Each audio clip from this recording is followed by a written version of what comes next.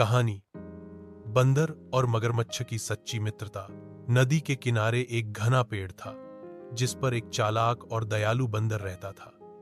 वह पेड़ बहुत बड़ा और फलों से लदा रहता था। बंदर रोज पेड़ के मीठे फल खाता और कुछ फल नदी में फेंक देता। एक दिन नदी में रहने वाला एक मगरमच्छ उन फलों को देखकर किनारे आया। बंदर ने उसे देखा और हंसते हुए पूछा, क्या तुम्हें फल पसंद आए? मगरमच्छ ने कहा, हाँ, बहुत स्वादिष्ट हैं। तब बंदर ने दोस्ती का हाथ बढ़ाया और हर दिन कुछ फल मगरमच्छ को देने लगा। धीरे धीरे दोनों में अच्छी दोस्ती हो गई। मगरमच्छ हर दिन नदी से आता और बंदर उसे फल खिलाता। दोनों खूब बातें करते, हंसते और समय बिताते।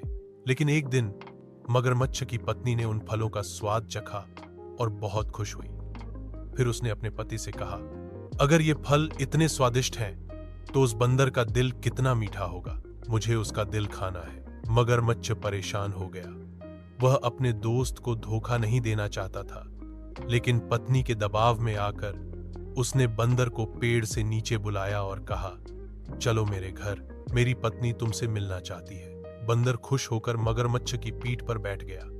लेकिन जैसे ही नदी के बीच पहुंचे, मगरमच्छ ने सच्चाई बता दी। यह सुनकर बंदर घबरा गया, लेकिन वह बहुत चतुर था। उसने कहा, अरे, तुमने पहले क्यों नहीं बताया? मेरा दिल तो पेड़ पर ही रह गया है। चलो वापस चलते हैं, मैं दिल ले आता हूं। मगरमच्छ ने भरोसा कर लिया और वापस किनारे ले आया।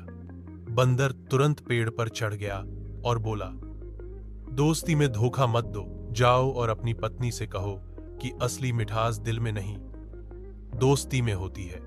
मगरमच्छ शर्मिंदा हुआ और माफी मांग ली। इसके बाद वह कभी लालच में नहीं आया और दोनों की दोस्ती फिर से मजबूत हो गई। शिक्षा: सच्चा दोस्त वही होता है जो कभी धोखा न दे और चतुराई से काम लेना हमेशा अच्छा होता है।